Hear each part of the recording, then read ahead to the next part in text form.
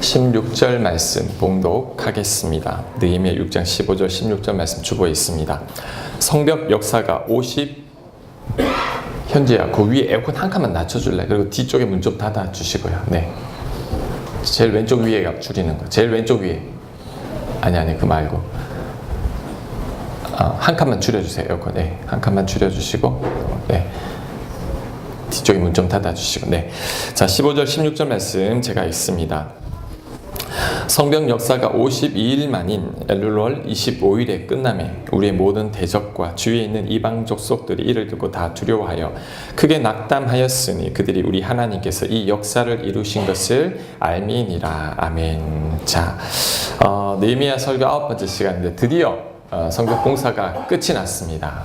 50일 만에 끝났습니다. 대단합니다. 여러분, 이 성벽 공사를 50일 만에 끝내 2달도 안 걸렸죠. 이거 정말 기적인 거죠. 자, 여기서 주목해야 될 것이 한 가지 있습니다. 그게 뭐냐? 시간입니다. 기도한 시간과 공사한 시간입니다. 기도를 얼마 동안 했는 줄 아세요? 느헤미야가 4개월 했습니다. 4개월. 공사는 52일. 기도한 시간이 공사한 시간보다 월등히 많다는 것을. 우리는 어떨까요? 우리는 기도하려면 잠깐 기도하고 하루 종일 일을 하죠. 일거리 많으면 아예 기도도 안 해버립니다. 그런데 느헤미야는 4개월 동안 기도하고 직접 일하는 것은 52일 만에 끝을 냈다는 거죠. 여러분, 이 50일 만에 성벽이 완성된 것은 비결이 있습니다. 무엇이냐? 여기에 있죠. 느헤미야의 기도 덕분이죠. 그는 페르시아의 술 간원이었지만 지위가 있음에도 불구하고 기도했습니다. 문제가 있을 때마다 기도했습니다. 대적들이 방해할 때마다 그는 기도로 뚫고 나갔다라는 거죠. 그래서 50일 만에 이 공사가 기적적으로 끝이 난 겁니다. 자, 여러분, 자, 명심해야 됩니다. 기도하면 하나님이 일을 하시고 여러분이 기도하지 않으면 여러분이 일을 해야 됩니다. 지금 뭔가 여러분에게 능력받기 일이 주어졌거나 감당하기 힘든 일이 여러분에게 주어졌다면 제가 꼭 권하고 싶은 말이 있습니다. 그때는 일하는 시간을 좀 줄이고 기도하는 시간을 좀 더 늘리라는 거죠. 이게 어리석은 방법 같지만 그렇지 않다라는 거죠. 그래서 우리 빌 하이벨스 목사님, 윌로 크릭 교회 빌 하이벨스 목사님 그 책 제목이 뭐죠? 너무 바빠서 기도합니다. 루터가 종교개혁할 때 하루에 3시간 기도를 했다고 합니다. 그 바쁜 와중에 왜? 한두 시간 기도하니까 그가 버텨낼 수 없었다라는 거죠. 3시간 정도 기도하니까 그나마 하나님께서 지켜주셔서 종교개혁을 할 수 있었다라는 거죠. 그래서 여러분 분명히 기억하십시오. 기도하면 하나님이 일을 하고 기도하지 않으면 여러분이 일을 해야 됩니다. 느헤미야는 기도를 통해 시작했더니 50일 만에 기적적으로 공사가 끝나버렸습니다. 자, 여러분, 그리고 이렇게 기도할 때 또한 내 주변 사람들이 알아차립니다. 뭘? 하나님이 저 사람과 함께하고 있구나라는 것을. 자, 16절 말씀 다시 읽습니다. 우리의 모든 대적과 주위에 있는 이방 족속들이 이를 듣고 다 두려워하여 크게 낙담하였으니 이를 듣고 50일 만에 완성됐다는 말을 듣고 낙담했습니다. 그들이 우리 하나님께서 이 역사를 이루신 것을 알미니라. 자, 적들도 알고 있습니다. 이런 기적이 이것은 느헤미야의 능력이 아니구나. 하나님께서 느헤미야를 도와주었기 때문에 가능한 일이구나. 그러면서 두려워합니다. 하나님이 돕고 있으니 두려운 것이죠. 두려워 떨고 있습니다. 자, 여러분, 여기서 중요한 교훈을 하나 배울 수 있습니다. 그것이 무엇이냐면 여러분이 기도하는 사람이 될 때 주변 사람들이 알아차립니다. 여러분이 믿음으로 살 때 여러분 주변 사람들이 여러분들을 통해서 하나님을 보게 된다는 거죠. 그래서 직접 하나님을 전하지 않아도 됩니다. 왜? 간접적으로 압니다. 저 사람은 하나님이 함께하고 있는 사람이구나. 저는 그래서 이 크리스찬의 삶을 프리즘과 같다고 생각합니다. 프리즘 뭐죠? 햇빛을 프리즘에 비추면 7가지 무지개 빛깔로 드러나잖아요. 자, 마찬가지입니다. 하나님은 지금 온 세상에 충만해요. 믿음으로 보면 하나님이 곳곳에 다 있고 하나님의 손길이 다 있지만 우리들은 알고 있지만 불신자들은 하나님은 안 보입니다. 하나님이 어디 있어? 하나님을 볼 수 없죠. 그런데 불신자들이 하나님을 볼 수 있는 방법이 단 한 가지가 있습니다. 그게 뭐냐? 여러분입니다. 여러분들을 통해서 하나님을 봅니다. 하나님의 역사가 여러분을 통과할 때 무지개 빛이 나죠. 그럼 세상 사람들은 저 사람 기도하니까 하나님 도와주시네. 저 사람 믿음으로 사니까 하나님께서 복을 주시는구나. 그래서 세상 사람들이 여러분들을 통해서 하나님을 보게 된다라는 것입니다. 그래서 여러분, 느헤미야는 프리즘과 같은 삶을 살았죠.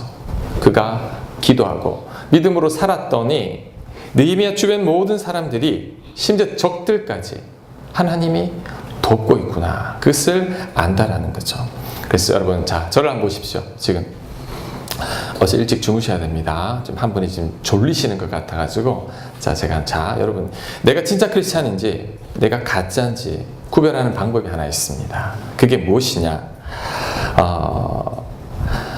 나를 통해 하나님이 보이면 진짜입니다.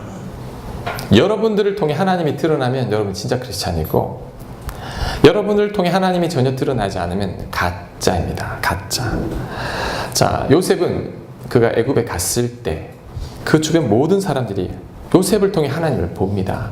자, 창세기 39장 3절 말씀 우리 같이 한번 읽겠습니다. 시작. 그의 주인이 여호와께서 그와 함께 하심을 보며 또 여호와께서 그의 범사에 형통하게 하심을 보았더라.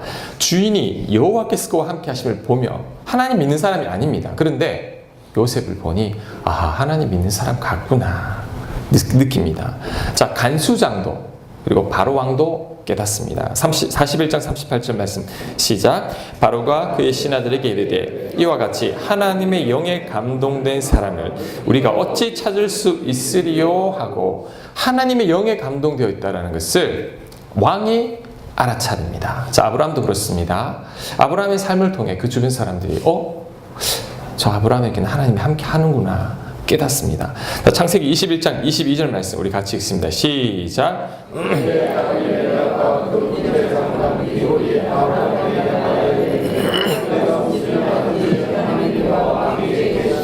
뭐라고 말하죠? 하나님이 너와 함께 하고 있구나.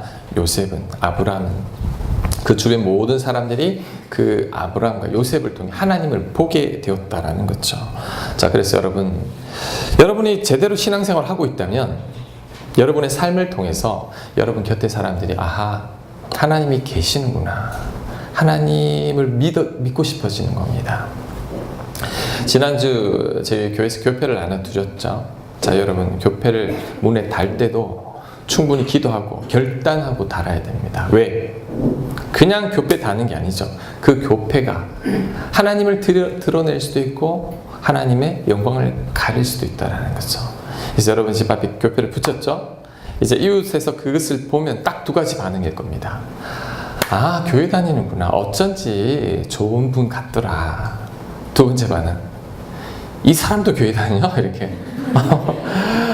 내가 그러니까 하나님 안 믿는다고. 자, 한 사람은 그 교패만으로도 하나님이 드러납니다. 하나님 믿는 사람 다르구나. 여러분, 운전할 때 십자가 걸고 하시는 분들이 있고, 물고기 뒤에 이렇게 붙이고 다니시는 분들이 있는데 조심해야 됩니다. 난폭 운전하면 안 됩니다. 왜? 여러분을 통해 하나님의 영광이 가려질 수 있다라는 거죠. 그래서 여러분, 행동 하나하나, 교패나 심지어 십자가 목걸이까지도 여러분이 통해 하나님이 드러날 수도 있지만 그 반대일 수도 있다라는 거죠. 하지만 진짜 크리스찬들은 여러분 주변 사람들이 여러분들 통해 하나님을 믿어지고 싶어집니다. 여러분 자녀들이 아버지 엄마의 신앙의 모습을 보고 엄마 아빠가 믿는 하나님은 진짜 하나님이야. 그래서 믿는 것이 정상입니다. 그런데 그렇지 않은 경우가 너무나 많다라는 거죠. 교회 홈피를 본 분들 중에서 이런 말들을 많이 합니다. 목사님, 강변동순교회 교인들은 왜 이렇게 얼굴 표정이 밝아요? 물론 우리 장 집사님이 잘 찍지만 그건 아니겠죠? 기쁨이 있다라는 거죠. 얼굴 보면 뭔가 다르다는 거죠. 이런 말도 들어봤습니다. 면접하냐고, 왜 이렇게 잘생기고 다 이쁘냐고, 그런 분들만 뽑는 거 아니냐고. 우리들의 모습을 통해 우리들의 이 얼굴 표정을 보고 하나님 믿는 사람들 다르구나, 나 저 교회 가고 싶구나. 자, 이것이 바로 우리를 통해 하나님이 드러나는 거죠. 우리가 프리즘과 같은 삶을 사는 거죠. 그래서 여러분, 참 크리스찬들은 주변 사람들이 그리고 교회를 통해 하나님을 볼 수 있어야 합니다. 저와 여러분이 그 통로가 되어야 합니다. 세상 사람들은 절대 하나님 못 봅니다. 오직 여러분들을 통해서만 볼 수 있습니다. 자, 그런데 하나님을 봐도 정신을 못 차리는 사람들이 있어요. 누굴까 하면 죄에 깊이 빠진 사람들이죠. 그들은 하나님이 증거가 드러나도 잘 깨닫지 못합니다. 자, 유다의 귀족들이 그랬습니다. 지도자들이 그랬습니다. 왜? 그들은 죄가 있었기 때문이죠. 자, 17절 말씀 한번 보겠습니다. 17절 말씀, 느헤미야 6장 17절. 또한 그때에 유다의 귀족들이 여러 번 도비아에게 편지하였고 도비아의 편지도 그들에게 이르렀으니, 이 도비아는 지난주에 느헤미야를 죽이려 했던 자죠. 근데 이 지도자들이, 귀족들이 편지를 주고받고 있습니다. 18절에 도비아는 아라의 아들 스가냐의 사위가 되었고, 아하, 귀족의 사위입니다. 도비아는 도비아의 아들 여호하난도 베레가의 아들 무슬람의 딸을 아내로 맞이하였으므로, 아하, 이 사돈지간이군요. 자, 그러니까 편지를 주고받습니다. 유다에서 그와 동맹한 자가 많음이라. 적들과 동맹한 자들이 많다고 합니다. 그들이 도비아의 선행을 내 앞에 말하고, 뭐 선행이 뭐가 있습니까? 느헤미야를 죽이려고 했는데, 그런데 자꾸 느헤미야한테 도비아에 대해서 좋게 이야기하는 거죠. 왜 그럴까요? 사위거든요. 사돈지간이니까 좋게 이야기하는 것입니다. 욕할 수가 없죠. 그들을 욕하다가, 자, 혹시 그들이 잘못되면 본인들에게도 피해를 입기 때문이죠. 자, 여기서도 여러분 중요한 교훈을 한 가지 배울 수 있는데, 그것이 무엇이냐? 작은 죄라도 타협하는 순간 끝입니다. 죄와 타협하는 순간 여러분 계속해서 무너집니다. 이것을 기억해야 됩니다.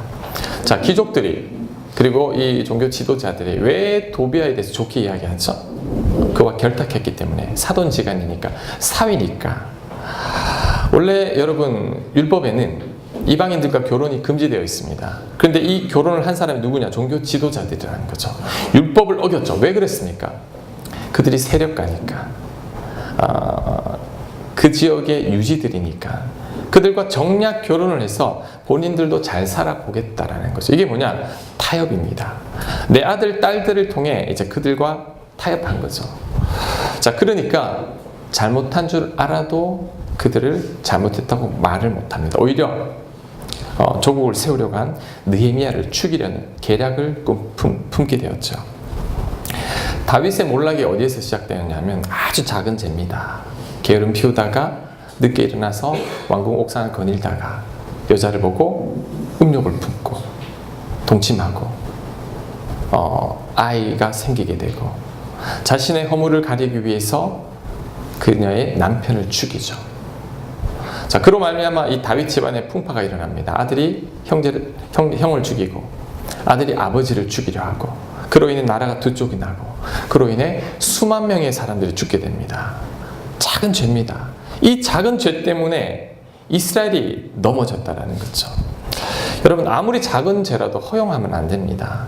자, 우리 어르신들 바늘 도둑이 소도둑 된다 그랬는데, 바늘 같은 죄가 전봇대 같은 죄로 확대됩니다. 특히 여러분, 죄짓게 하는 사람들을 멀리해야 됩니다. 별것 아닌 것 같지만 그들과 함께 있으면 죄를 짓게 됩니다. 여러분, 복 받기를 원합니까? 여러분, 복이 어디에 결정나느냐? 이미 여러분이 복 받은 사람인지 아닌지를 가늠할 수 있습니다. 어떻게? 지금 여러분이 만나는 사람들을 살펴보십시오. 하나님과 가까워지게 하는 사람들이 여러분 주변에 많다면 여러분 복 받은 자입니다. 그런데 여러분 주변 사람들로 말미암아 하나님과 자꾸 멀어진다면 이미 복 못 받은 거죠. 시편 1편이 뭐죠? 1편 1절에 복 있는 사람은 악인의 꾀를 쫓지 아니하며 죄인의 길에 서지 아니하며 오만한 자의 자리에 앉지 아니하는 것. 나쁜 사람, 죄인들과 함께하지 않는 게 이미 복이라고 했습니다. 그래서 여러분이 누구를 만나느냐가 복을 결정합니다. 하나님이 저를 딱 부르실 때 제일 먼저 하신 작업이 제 친구들부터 끊는 작업이었습니다. 왜? 그 친구들하고 함께 같이 있으면 절대 내가 신앙생활을 제대로 할 수 없기 때문이죠. 여러분, 이것쯤이야. 그거 정말 조심해야 됩니다. 제가 고등학교 졸업할 때까지 주일을 빠져본 적이 없어요. 아버지가 강제로 교회를 다니라고 해서 늘 그랬지만 좀 나름대로도 절대 주일은 안 빠졌습니다. 근데 이제 20살이 넘어가고 이제 밖에서 나도 크고 놀기 좋은 환경 속에 있다 보니까 제가 어느 날 주일을 한번 빠졌습니다. 처음에 빠질 때는 정말 두려웠어요. 하나님 벌 줄 것만 같았습니다. 그런데 아무 일도 없었어요. 오히려 그날 정말 신나게 놀았습니다. 그러니까 제 마음속에는 빠져도 되네? 그러다가 2번 빠지게 됐고 3번 빠지게 되고 4번 빠지게 되고 나중엔 연속 4-5번 빠지게 되고 그러다가 교회를 몇 년 안 나갔습니다. 그러다가 하나님한테 엄청 맞았죠. 맞고 너무 많이 맞아가지고 제가 이 자리까지 이렇게 서게 되었는데 제가 드리는 말씀 에이 설마 한 번 정도야. 그 한 번이 여러분 무디게 만듭니다. 괜찮네, 별일 없네. 그러다 결국 하나님을 떠나는 사람도 제 주변에 많습니다. 한두 번 안 다니다가 몇 년 다니다가 하나님 안 믿어도 뭐 살아가는데 불편함 없네. 그리고 하나님을 떠나버린다라는 거죠. 한 형제가 얼마 전에 이제 저한테 와가지고 기도해달라고 이제 외국 가기 전에 이제 목사님 좀 답답하고 불안하니까 기도해달라고 그래서 제가 이런저런 이야기를 하면서 제가 그 형제에게 이런 말을 했습니다. 너 인생 앞으로 부족함 없는 인생 사는 비결이 있다. 그러니까 눈을 크다랗게 탁 뜨고 뭐예요? 이렇게 귀를 쏠깃해서 듣더라고요. 너 딱 2가지만 지켜라. 그럼 하나님 너 인생 책임져 준다. 그게 뭐냐? 줄 성수다. 줄 성수가 뭐냐? 하나님 최우선이라는 거죠. 나는 어떤 일이 있어도 하나님을 최우선으로 삼겠습니다. 그 다음에 그 형제에게 내가 11조 하라고 했습니다. 물질의 복이 아니라 물질에 끌려다니지 않습니다. 물질의 주인이 아니니까 하나님께 드릴 수 있는 거죠. 이 사람들은 물질에 끌려다니지 않고 오히려 물질에서부터 자유함을 누리게 되죠. 너 이 2가지만 반드시 지키면 너 하나님께서 너 인생 책임져 주실 것이다 라고 제가 말했고 이제 저한테 약속을 했어요. 꼭 그렇게 하겠다라고, 외국 교회라도 꼭 나가겠다라고 이야기했는데 여러분 신앙은 절대 타협하면 안 됩니다. 저는 굉장히 자유롭습니다. 신앙도 굉장히 자유로운데 제가 나중에 지금 와서 느끼는 것은 자유가 꼭 좋은 건 아니구나. 때로는 타협하지 않는 신앙, 이것만큼은 내가 절대 양보하지 않겠다 라고 하나님 앞에 결심하고 살아가는 자, 어떻게 보면 융통성 없는 것처럼 보이지만 저도 그렇게 욕했었습니다. 사람이 왜 이렇게 융통성이 없어. 근데 지나가 보니 타협했던 자들은 남아있질 않더라는 거죠. 오히려 지킨 자들이 끝까지 남아 있습니다. 여러분 신앙은 타협하면 안 됩니다. 죄, 작은 것, 이것쯤이야. 그것 조심해야 됩니다. 자, 느헤미야도 절대 타협하는 사람이 아니었죠.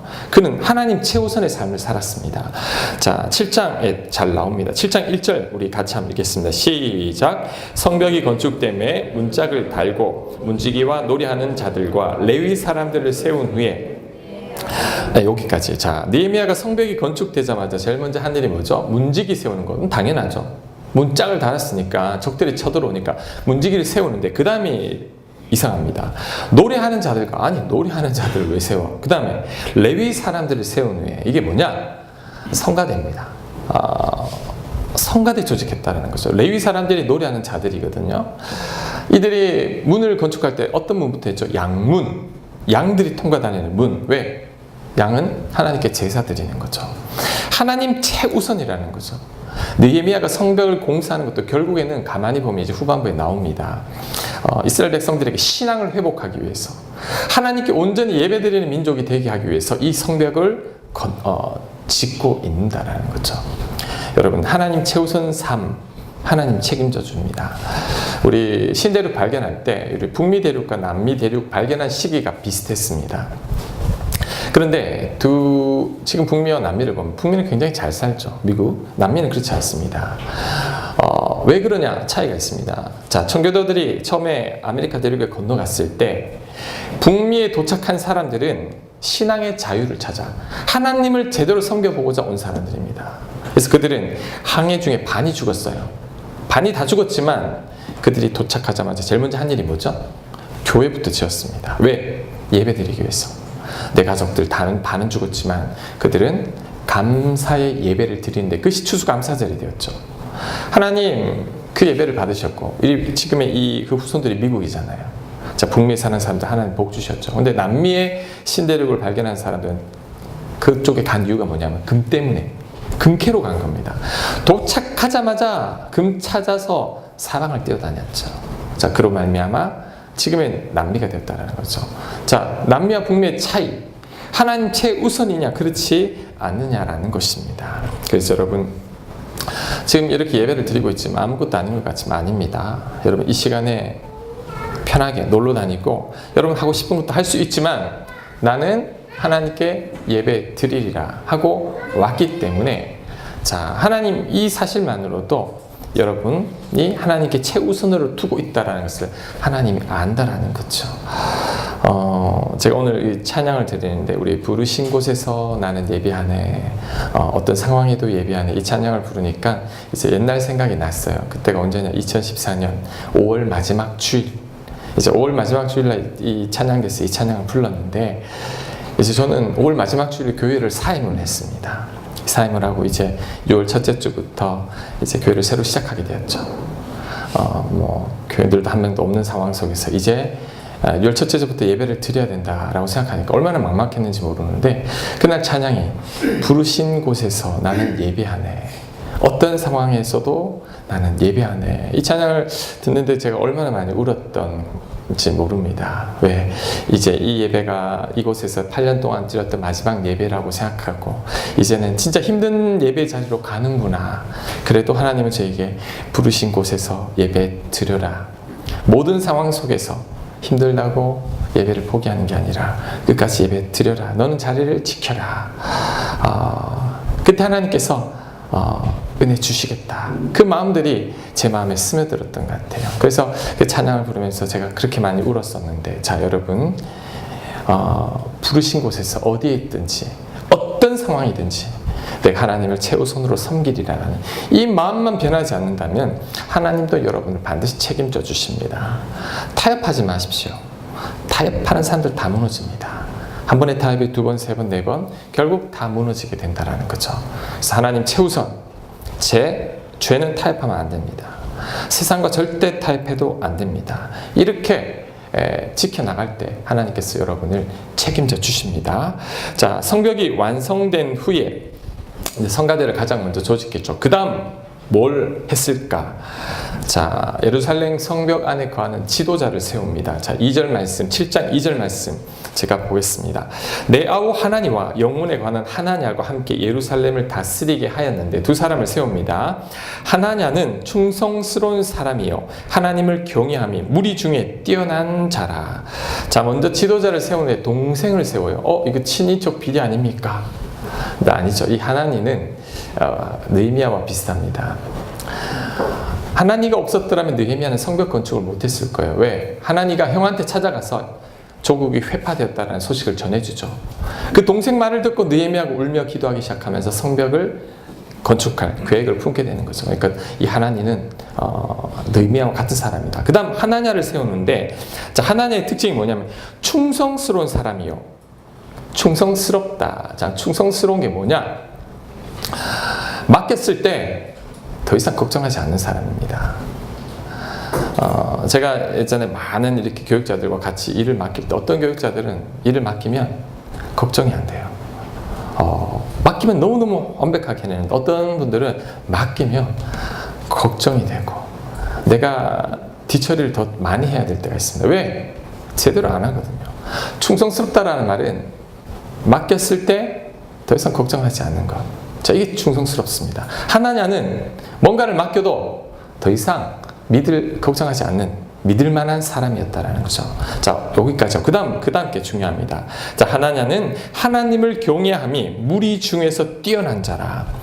경외가 뭐냐? 공경할 경, 그 다음 외는 두려워할 외인데, 하나님을 두려워하는 데 있어서는 모든 백성들 가운데서 뛰어난 자라는 거죠. 최고라는 거죠. 즉, 하나냐를 세운 이유는 그가 하나님을 두려워할 줄 아는 자였기 때문에, 그래서 그를 리더로 세운 겁니다. 자, 여기서도 중요한 교훈을 하나 배울 수 있습니다. 그게 뭐냐?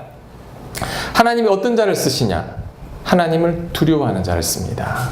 하나님을 경외할 줄 아는 자. 자, 우리 중에서도 하나님을 가장 두려워할 줄 아는 자들을 하나님을 세우시고 하나님 그를 통해 당신을 드러내십니다. 자, 그렇다면 자, 저를 보세요. 이게 제일 오늘 중요합니다. 자, 하나님을 두려워하는 게 뭡니까, 목사님? 하나님을 두려워하는 것은 하나님이 눈에 보이지 않아도, 여러분 하나님 안 보이죠? 하나님이 보이지 않아도 하나님이 나를 보시는 것처럼 살아가는 것, 이게 하나님을 두려워하는 것입니다. 제가 지난주에 기막힌 기사를 하나 읽었어요. 그게 뭐냐면 이제 수원 지역의 어느 아파트 단지인데 그 아파트 단지에 5,000세대가 살고 있다고 그래요. 근데 그 5,000세대 중에 난방비가 0원인 세대, 난방비를 하나도 내지 않은 세대가 1,000세대라고 합니다. 자, 그 중에 3년 반 동안 난방비를 10원도 내지 않은 가정이 30가정이라고 해요. 자, 그래서 전국적으로 조사를 해봤더니, 자, 전국에 난방비를 제로, 하나도 내지 않는 아파트 세대수가 5만 가구가 넘는다고 합니다. 놀랍죠? 아니, 어떻게 그런 일이 생기느냐? 조사를 해봤더니, 난방비 들어오는 도시가스, 그 계량기가 있어요. 그 계량기가 고장이 나거나, 그 다음, 그 계량기 안에 건전지가 들어있는데, 그 건전지 배터리를 빼버리면 0이 된다고 그래요. 오늘 또 귀한 거 배웠다고 생각하지 말고, 배터리 사이에 종이를 살짝 끼워 놓으면 전기가 안 통하잖아요. 그러면 영원이랍니다. 아니, 그러면 그들이 겨울에 난방비 펑펑 쓴 건 어떻게 됩니까? 그건 이웃에게 부담이 된다는 거죠. n분의 1로 나누는 거죠. 그래서 나머지 4,000세대가 2,000세대의 난방비를 다 물고 있다는 거죠. 여러분, 이게 말이 됩니까? 만약에 내 난방비가 고장이 났으면 0이 나왔다. 그러면 뭔가 착오가 있구나 라고 말하고 신고를 해야 되는데 그렇지 않았다라는 거죠. 제가 이런 생각을 했습니다. 이 1,000가구 중에 분명히 교회 다니는 사람이 있을 거야. 5만 가구 중에, 우리나라 5만 가구가 난방비 0원인데 그 중에 분명히 교회 다니는 사람들이 있을 거야. 자, 그 사람들이 누구냐? 하나님을 두려워하지 않는 거죠. 건전지 빼버리면 난방비 0. 야, 경제적으로 얼마나 이익이야. 아무도 몰라. 하나님은 알고 있죠. 하나님 보고 있다라는 거죠. 정직하지 않은 거죠. 그래서 하나님을 두려워하는 자는 절대 그렇게 못합니다. 근데 하나님을 두려워하지 않는 자는 계속해서 3년 반 동안 난방비를 내지 않아도 오히려 보일러를 빵빵하게 떼면서 살아간다라는 거죠. 여러분, 전기 통하지 않게 하면 하나님, 주변 사람들 몰라도 하나님을 아는 거죠. 이게 속이는 겁니다. 더 심하게 말하면 사기죠. 내가 부담해야 될 것을 이웃에게 물리는 거죠. 하나님 다 알고 있는데 그 하나님을 생각하면 내가 정직하게 살아가는 것, 이게 진짜 하나님을 두려워하는 겁니다. 자, 그리고 제가 더 놀란 것은, 화가 났던 것은 뭐냐면, 이제 그 아파트 이 문제 때문에 입주민 대표들이 모여가지고 회의를 했대. 회의를 해서 앞으로 이걸 어떻게 할 거냐, 경찰에 신고하자 그랬는데 결론이 뭐냐? 신고하지 않는 걸로 결론이 났다고 합니다. 왜? 아파트 값 떨어진다고. 두 번째는 시끄럽다고, 아파트 단지가 시끄러워진다고 무마하려고 했다라는 거죠. 저는 느낌에 그 입주민 대표자들 중에 분명히 난방비 내지 않은 사람이 있을 겁니다. 경찰에 조사를 하면 결국 내가 그랬다는 들통나잖아요. 그러니 하지 말자는 거죠. 자, 지금 이스라엘 귀족들이, 유대 귀족들이 도비아의 선행을 말하고 있죠. 도비아가 잘못했음에도 불구하고 감추려고 하고 있죠. 왜? 자기들도 똑같은 죄를 저질렀으니까. 도비아가 망하면 자기들도 망하는 거니까 작은 죄와 타협한 자들이 끝까지 이 죄에서 벗어나지 못합니다. 그리고 하나님을 두려워하지 않고 살아간다라는 거죠. 여러분, 하나님 믿는 사람들은 절대 그러면 안 됩니다. 하나님 여러분 눈에 안 보이죠? 제 눈에도 안 보입니다. 그런데 하나님을 믿는 사람들은 눈을 감으면 하나님을 볼 수 있어야 됩니다. 내가 말할 때도 하나님께서 내 옆에 계시고, 내 생각마저도, 내가 나쁜 생각한 것도 여러분 회개해야 됩니다. 왜? 사람들은 모르지만 하나님을 알고 있죠. 내가 하나님을 두려워하는 사람이라면 내 생각도, 내 말도, 내 행동도 회개하게 되어 있다는 거죠. 그래서 하나님을 두려워하며 산다라는 것은 매 순간 하나님이 나를 보는 것처럼 생각하는 것이고, 하나님께서 내 옆에 계시다는 걸 늘 의식하면서 그 하나님 보시기에 부끄럽지 않게 살아가는 것입니다. 세상 모든 사람들이 내가 죄 짓는 걸 모른다고 할지라도 하나님이 안다면 그 죄에서 돌이킬 수 있는 것. 이게 진짜 하나님을 두려워하는 삶입니다. 자, 성경의 요셉. 보디발 아내가 그를 유혹하죠. 아무도 모릅니다. 유혹에 넘어가주면 이제 요셉은 평안한 삶을 살 수 있죠. 그래도 그 유혹을 거절합니다. 왜? 하나님이 기뻐하지 않기 때문에. 성추행범으로 몰리고 억울하게 감옥에 갇혀도 요셉은 타협하지 않습니다. 왜? 하나님이 기뻐하지 않기 때문에. 하나님을 두려워하는 삶이죠. 그러니 하나님이 그를 높이는 겁니다. 다윗도 타락하기 전에는 그를 쫓아다니면서 그를 죽이려고 했던 사울을 2번이나 죽일 기회가 있었죠. 칼로 찌르면 끝입니다. 그런데도 안 찌릅니다. 왜? 하나님께서 왕을 죽이는 것을 기뻐하지 않기 때문이죠. 그 하나님을 생각하니 도저히 찌를 수 없는 거죠. 자, 난방비 0이 나왔을 때 하나님을 두려워하는 자는 관리사무소로 전화를 할 겁니다. 뭔가 이상하다. 내가 난방비를 많이 썼는데 왜 0이 나오느냐? 이걸 잘못됐으니까 한번 조사를 해봐라. 이렇게 할 겁니다. 근데 하나님을 믿지 않는 사람은 어땠을 것 같아요? 이렇게, 야, 돈 벌었네. 이렇게 되는 거죠. 하나님 그걸 압니다. 야, 내가 너를 알고 있는데 네가 어떻게 나 앞에서 그럴 수 있니? 하나님을 두려워하는 자는 돌이키지만 하나님을 두려워하지 않는 자는 돌이키지 않는다라는 거죠. 그래서 여러분, 믿음의 사람은 하나님이 보이지 않지만 그 하나님을 볼 수 있는 사람입니다. 믿음의 사람은 그 하나님을 늘 의식하며 살아가는 자입니다. 그 사람이 하나님을 두려워하는 자요, 하나님을 경외하는 자인데 하나님은 그 사람을 쓰십니다. 하나님 그 사람을 높입니다. 그 사람을 통해 하나님이 드러나게 되어 있습니다. 하나님을 두려워하는 자는 10년 교회를 다녀도 그를 통해 하나님이 드러나지 않습니다. 옆에 사람이 놀랍니다. 나 교회 다녀. 교회 다닌 지 20년 됐어. 깜짝 놀란다면 내가 하나님을 두려워하지 않는 신앙생활을 했다라는 거죠. 여러분, 하나님이 여러분을 늘 보고 계시다는 사실을 의식하며 살아갈 때는 나에게 아무리 경제적인 유익이 된다 할지라도 하나님이 기뻐하지 않을 것 같으면 포기합니다. 왜? 하나님 원치 않으니까. 나는 쉽게 돈 수억을 벌 수 있다 할지라도 그로 인해 누군가가 눈물 흘린다면 여러분 포기하게 됩니다. 왜? 하나님 기뻐하지 않는 일이니까. 그래서 하나님을 두려워하는 자는 늘 하나님이 보시는 것처럼 정직하게 바르게 살아가는 건데 어떻게 보면 그 사람이 좀 손해를 보는 것처럼 보입니다. 건전지 빼버리면 영원인데 3년 동안 한 푼도 안 내도 되는데 옆에 사람 가르쳐줘도 안 해. 바보 같아. 바보가 아니죠. 하나님을 두려워하는 자죠. 근데 하나님은 그 자들을 높이고 그 자들을 통해 당신을 보여주시고 그 사람들이 삶 가운데서도 프리즘처럼 하나님을 드러내며 살아간다라는 거죠. 여러분, 말씀 정리합니다. 자, 느헤미야가 52일 만에 성벽을 완성할 수 있었던 비결이 뭐죠? 기도입니다. 자, 여러분 삶이 프리즘이 되어야 됩니다. 여러분을 삶을 통해 세상 사람들이 하나님을 봅니까? 봐야 됩니다. 믿는 사람이 다르구나. 그 다음, 죄 타협하지 마십시오. 작은 것도 타협하지 마십시오. 그리고 여러분, 하나님 늘 두려워하며 살아갈 때 하나님께서 여러분에게 크신 은혜와 복을 주실 뿐만 아니라 하나님과 함께하는 그 은혜를 누리게 되리라 확신합니다. 믿으십니까? 아멘. 자, 우리 오늘 말씀 생각하면서 우리 같이 한번 기도하겠습니다.